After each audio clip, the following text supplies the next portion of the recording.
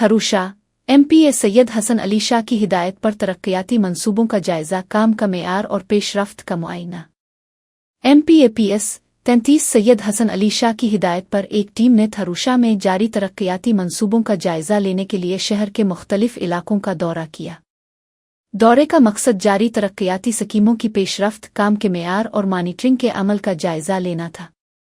दौरे के दौरान भरिया स्टेशन से राव सगीर अहमद राजपूत, रईस अहमद खान नाइच, चौधरी अजमल आराइन और इंजीनियर सैयद शजर अब्बास शाह मौजूद थे, जबकि थरूशा से सैयद नवीद शाह, चौधरी हनी खानजादा, बाबू मूसा सयाल, हाजी मीर खान बालादी, उमर खानजादा और रोशन सयाल भी टीम के हमरा शामिल थे। टीम ने शाही बाजार मैन प्योर ब्लॉक बिछाने के जारी काम का मुआयना किया और शहर के दीगर इलाकों में तरक्याती मंसूबों की सूरत-ए-हाल का जायजा लिया। टीम के मेंबरान के मुताबिक MPA सैयद हसन अली शाह की बराह रास्त निगरानी में मुख्तलिफ तरक्याती स्कीमें मरहला वार मुकम्मल की जा रही है।